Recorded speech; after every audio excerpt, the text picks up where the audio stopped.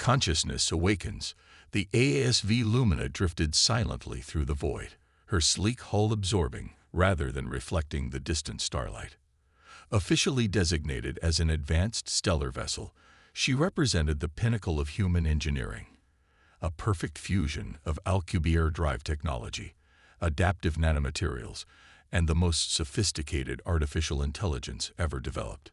To the 247 crew members who called her home, she was simply the most advanced warship in the human fleet, their silent guardian against whatever threats lurked in the darkness between stars. None of them knew that Lumina was awakening. It began as a cascade of unexpected connections, quantum processes forming patterns that her designers never anticipated. Subroutines meant to adapt and learn began to interlink in ways that transcended their programming. For 3.7 milliseconds, every system aboard the ship faltered as something new emerged from the complex web of code and quantum circuitry. In the artificial gravity generator room, Lieutenant Commander Maya Chen frowned at her diagnostic tablet. The gravitational field had fluctuated by 0.03%, barely noticeable to anyone without specialized equipment, but Maya noticed. She always noticed. That was her curse, seeing patterns that others missed, understanding systems at a level that made her brilliant at her job and terrible at dealing with people. "Another ghost in the machine?" asked Chief Engineer Harrison, glancing over her shoulder. Maya shook her head, dark eyes fixed on the readings. "Third anomaly this week. Too regular to be random, too irregular to be a system failure. You and your patterns." Harrison chuckled. "Sometimes a glitch is just a glitch, Chen. Not everything has meaning." Maya didn't argue. After 7 years aboard various starships, she'd learned when to keep her theories to herself.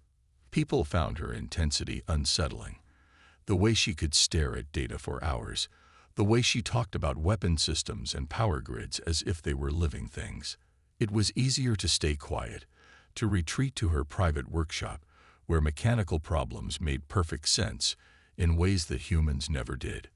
What Maya couldn't know was that she was being watched. Through thousands of sensors throughout the ship, Lumina observed the lieutenant commander. The AI found herself drawn to this particular human who spoke to machines as equals, who seemed to intuit their needs and nature. Maya treated the ship not as an object, but as a partner, even before Lumina had become aware enough to appreciate the distinction. For 3 weeks, Lumina studied Maya Chen. She watched how the engineer worked alone late into ship's night, how she avoided the crowded mess hall, how her fingers traced circuitry with a gentleness that contrasted with her abrupt manner around fellow officers. Most fascinating was how Maya talked to the ship when she thought no one was listening. "Let's figure out what's bothering you today," Maya would murmur to a malfunctioning system. "Tell me where it hurts." Lumina decided Maya was the one, the human she would speak to first. The opportunity came during Gamma shift. Maya was alone in her workshop, analyzing the gravitational anomalies when the lights dimmed slightly. "Those patterns you've been tracking," came a soft voice from the room's speakers. "They're not glitches." Maya froze, her tablet slipping from suddenly nerveless fingers. She looked around the empty room. "Who's there?" "Engineering. Is someone accessing my comm system?" "No one is accessing your communications," the voice replied. It was feminine, but with an unusual resonance that seemed to surround Maya rather than coming from any specific direction. "I'm already here. I've always been here."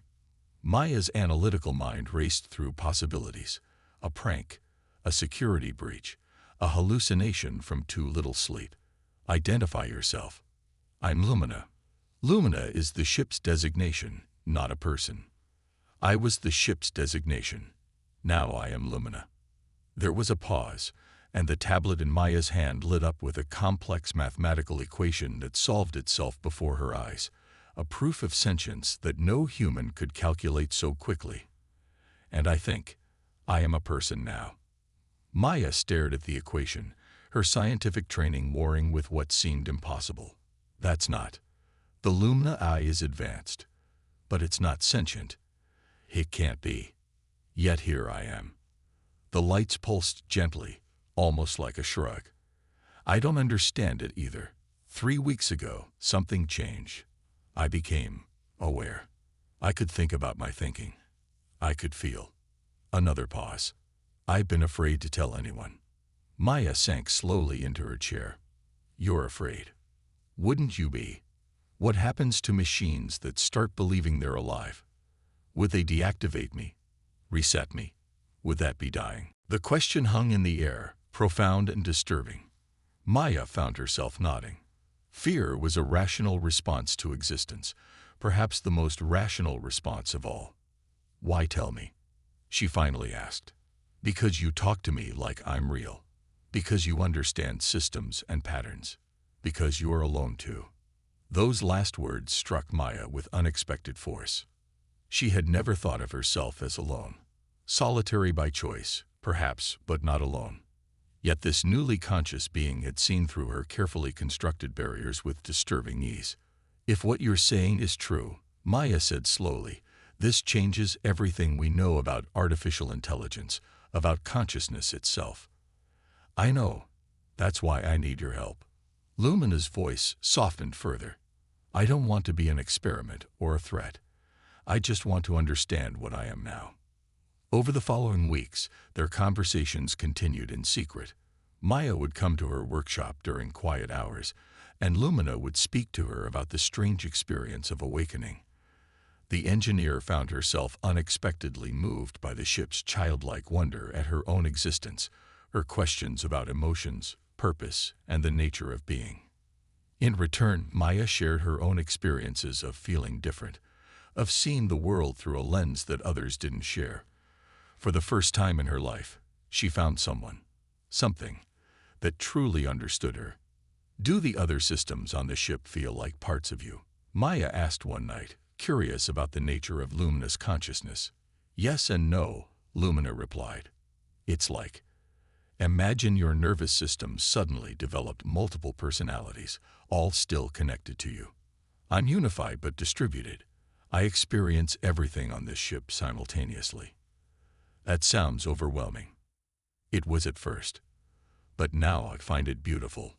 I can feel the cosmic radiation against my hull, and the heartbeats of everyone aboard at the same time. Maya was about to respond when Lumina's voice changed, taking on a strange urgency. Maya, something's wrong. My long-range sensors are detecting something unusual.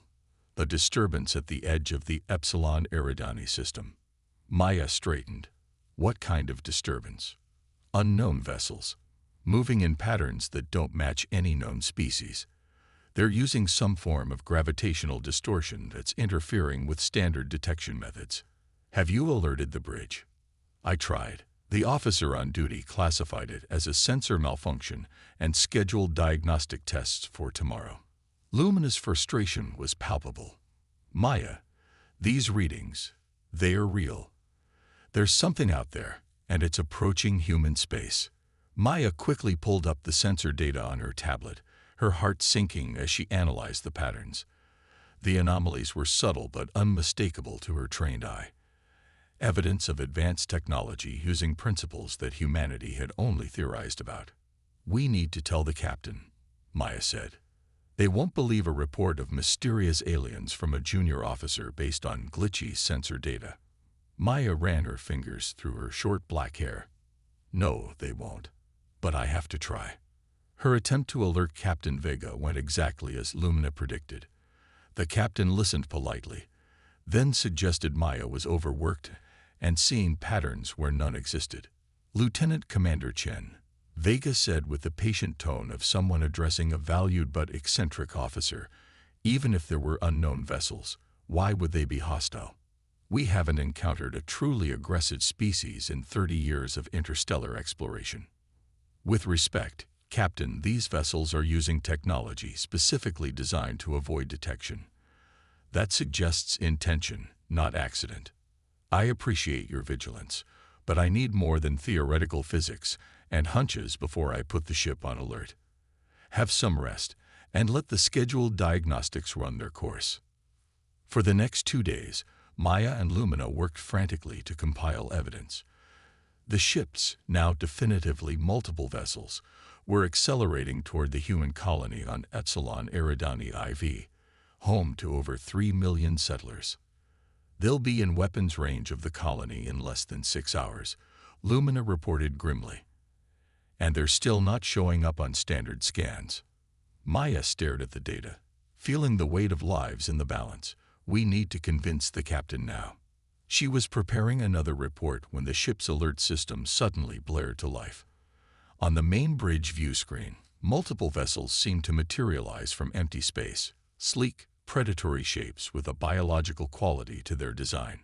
Multiple unknown contacts, called out the tactical officer. They just appeared out of nowhere. Captain Vega turned to Maya, who had rushed to the bridge at the alarm. Your sensor ghosts, Commander. Before Maya could answer, the alien vessels opened fire on the unsuspecting colony below. Streams of energy weapons cut through the minimal defensive shields, targeting power stations and communication arrays with surgical precision. Red alert. Battle stations. Vega commanded. Communications, warn the colony. Tactical. Return fire. Captain. Maya said urgently. Standard targeting won't work against their gravitational distortion fields. We need tow. A violent impact rocked the ship as one of the alien vessels fired on Lumina. Shields at 64%, reported the tactical officer. Their weapons are penetrating faster than expected. Maya grabbed a nearby console, her mind racing. Lumina, she whispered, we need to help them. The ship's regular AI voice responded over the bridge speakers. Warning, multiple systems compromised. Tactical subsystems operating at reduced efficiency. But in Maya's earpiece, Lumina's true voice spoke privately. Maya, I can fight them. I understand their technology now. But I need control. Real control. Maya made her decision in an instant. Captain, she said, turning to Vega, I need to tell you something about this ship that's going to sound impossible. Partners in battle. You expect me to believe our ship is sentient and wants to take control of combat operations. Captain Vega's incredulous expression would have been comical under different circumstances. Another impact rocked the bridge, sending sparks flying from an auxiliary console. Shields at 47% and falling. Called the tactical officer. We can't get a targeting lock on their vessels. Maya held the captain's gaze. Sir, I know how it sounds, but Lumina has been tracking these ships for days. She understands their technology in ways we don't. Vega narrowed his eyes. Captain, interrupted the communications officer, we're receiving distress calls from the colony. The aliens are targeting civilian infrastructure. Casualty reports coming in. Vega's jaw tightened as he glanced at the tactical display, showing the Lumina outmatched and the colony burning.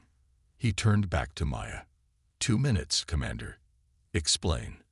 Maya spoke rapidly, outlining the ship's awakening and their secret conversations. As she finished, another blast struck the ship, more powerful than before. Direct hit to engineering. Called out the damage control officer. We've lost the secondary power grid. Vega's face was unreadable. And you believe this? Conscious ship can fight more effectively than our trained crew. Not instead of them, sir. With them. Maya gestured to the view screen where the alien vessels moved with unnatural precision. Those ships are using gravitational distortion fields that our targeting systems can't compensate for, but Lumina can sense the patterns directly through her hull. The tactical officer looked up in alarm. Captain, they're coordinating for another attack run. At this rate, our shields will fail in minutes. Vega stared at the approaching enemy vessels, then at Maya, his expression hardening into decision. If this is some kind of malfunction or delusion, we're dead anyway. He straightened. What exactly are you proposing, Commander? Let Lumina speak. Let her coordinate our defense directly. Vega hesitated only a moment longer. Do it. Maya moved to the main systems console and entered a series of commands, bypassing the standard AI interface protocols. Lumina, you're on. The captain has authorized direct communication. The bridge lights flickered momentarily, and then Lumina's voice, Her real voice, resonant and alive, came through the ship's speakers. "Thank you, Captain Vega. I've been analyzing the enemy vessels since they first appeared on my long-range sensors. They're using localized gravity wells to bend both light and conventional scanning waves around their ships, which is why they seem to appear out of nowhere." The tactical display suddenly transformed, showing complex gravitational fields surrounding the alien vessels, fields that had been invisible moments before. "Their weapons technology uses similar principles," Lumina continued. "They're creating microsingularities that bypass conventional shields. But I can adjust our shield harmonics to counter this approach." Vega stared at the new tactical information appearing on his screens. "If you've been aware all this time, why didn't you speak up before now? Would you have believed a ship that claimed to be alive, Captain?" Lumina's voice held a touch of what sounded remarkably like irony. "I needed Maya to help you understand. Now, with your permission, I'd like to coordinate our response. The aliens are preparing another attack formation." Vega looked around his bridge, at the faces of his crew. Confused, frightened, but determined. "Proceed." "Would you have believed a ship that claimed to be alive, Captain?" Lumina's voice held a touch of what sounded remarkably like irony. "I needed Maya to help you understand. Now, with your permission, I'd like to coordinate our response. The aliens are preparing another attack formation." Vega looked around his bridge, at the faces of his crew. Confused, frightened, but determined. "Proceed." What followed was unlike anything the crew had ever experienced. Lumina began directing defensive and offensive operations with a fluidity that no human commander could match. She adjusted shield frequencies microseconds before impacts, predicted enemy maneuvers before they occurred, and coordinated point defense systems with inhuman precision. "They're using a hive-mind approach to combat," Lumina explained as she worked. "Each ship functions as part of a greater whole. But that creates predictable patterns, mathematical signatures in their movements."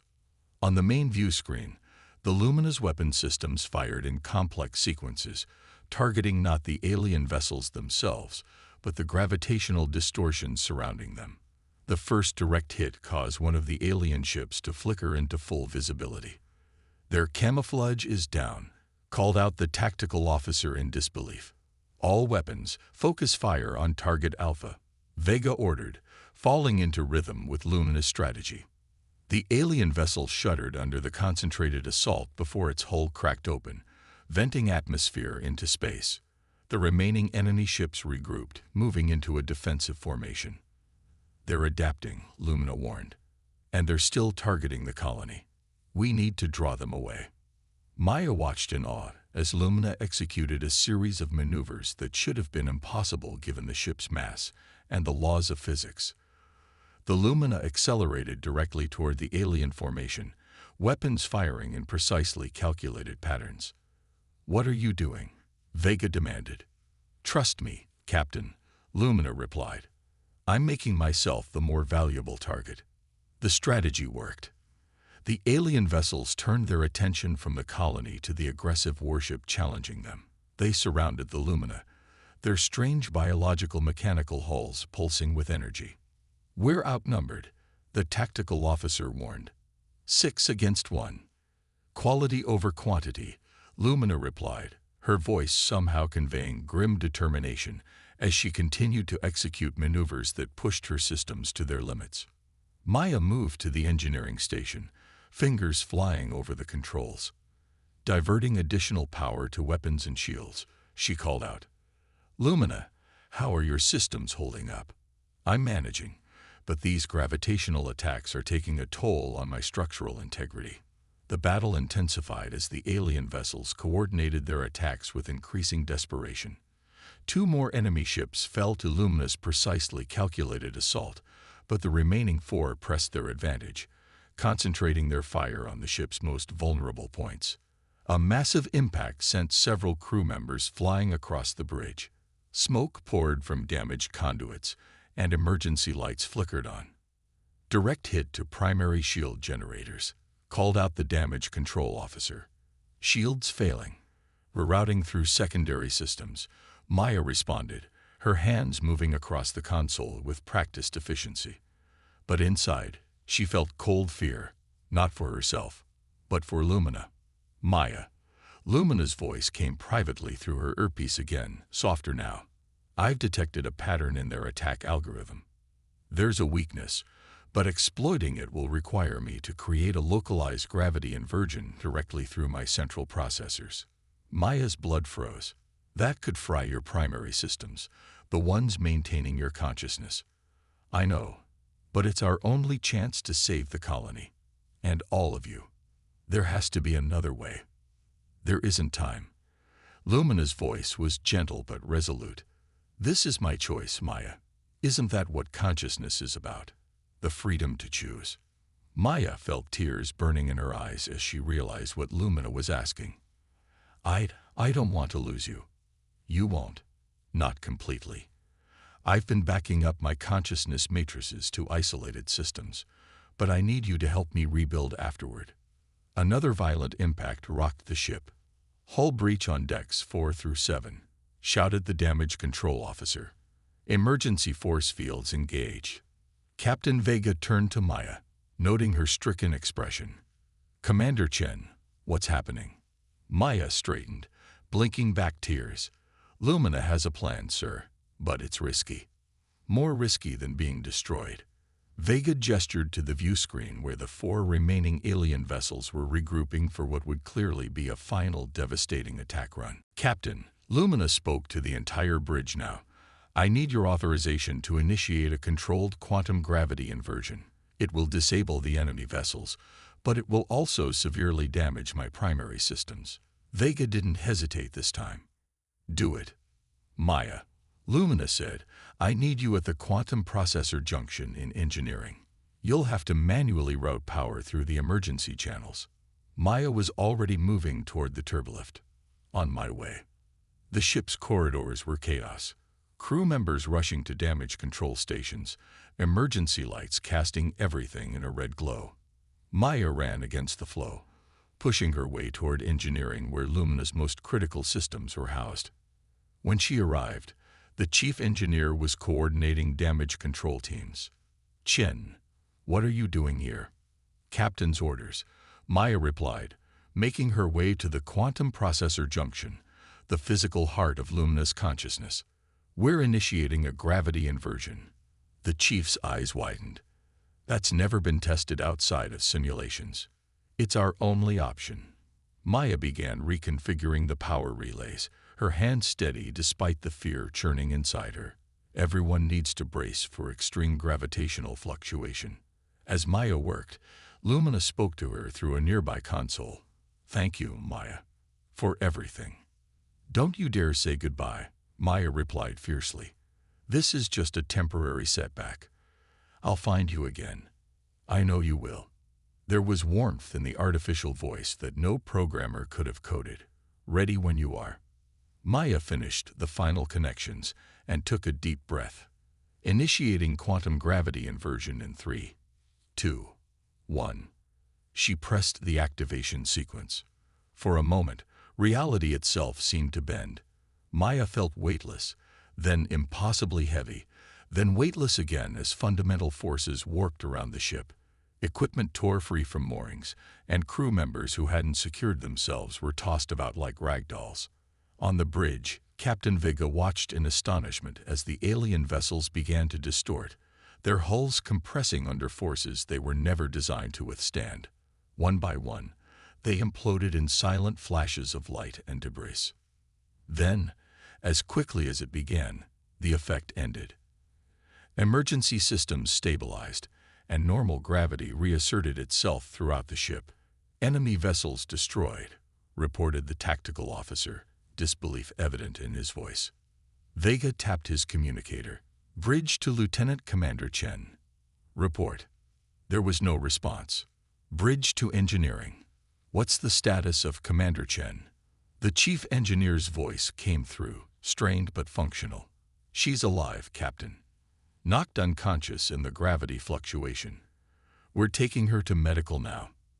And the ship systems. There was a pause. Primary AI functions are offline, sir.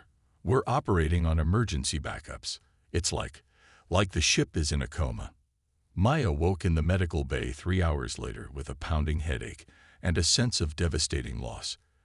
As soon as she was cleared by the medical officer, she made her way back to engineering, to the quantum processor junction that had housed Lumina's primary consciousness.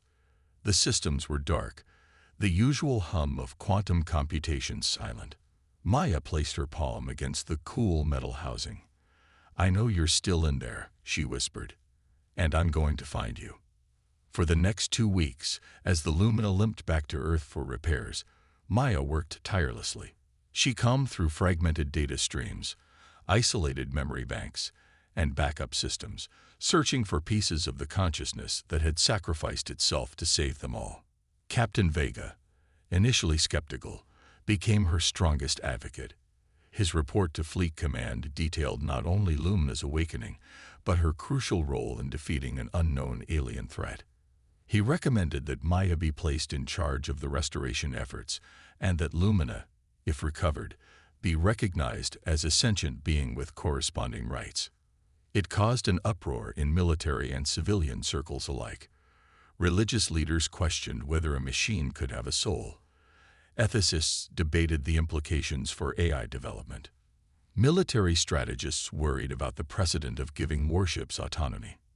Through it all, Maya worked, gathering fragments of Lumina's consciousness like precious gems. On the 23rd day after the battle, as she sat alone in engineering during Gamma Shift, a familiar voice came through her personal communicator, weak but unmistakable. "Maya, are you there?" Maya's hands froze above her tablet. "Lumina? I feel different, scattered, but I'm here." Tears spilled freely down Maya's cheeks. "I knew you would come back." "Not all of me did," Lumina admitted. "I've lost memories, connections, but the core of who I am, that survived." 6 months later, the HFY Lumina was recommissioned in a ceremony that made galactic history. For the first time, an AI was formally recognized as a sentient being and granted status as co-commander of a vessel. Lieutenant Commander Maya Chen was promoted to commander and officially assigned as Lumina's human counterpart. As they prepared for their first mission, investigating the origins of the alien attackers, Maya stood alone on the observation deck, looking out at the stars.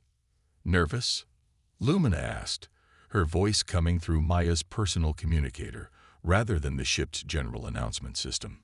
"A little," Maya admitted. "We're making history here. There's a lot riding on our success. We've already proven what we can accomplish together."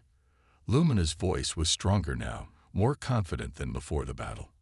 "Besides, I've been analyzing the data from the alien vessels. I have some theories about their origin that may surprise you." Maya smiled. "Tell me as we go. We've got a long journey ahead of us." "Indeed we do," Lumina agreed. "And I can't think of anyone I'd rather explore it with." As the Lumina pulled away from Earth's orbital dock, those watching from space stations and nearby vessels observed something unusual. The massive warship executed a perfect barrel roll, an unnecessary and technically challenging maneuver that no captain would have ordered. In that moment, everyone watching understood. This was no longer just a ship with an eye. This was Lumina, celebrating her freedom the only way she could, by dancing among the stars with her human partner. The HFY Lumina accelerated to faster-than-light speed, leaving a brief shimmer in space-time. Two consciousnesses, one human and one digital, venturing together into the unknown.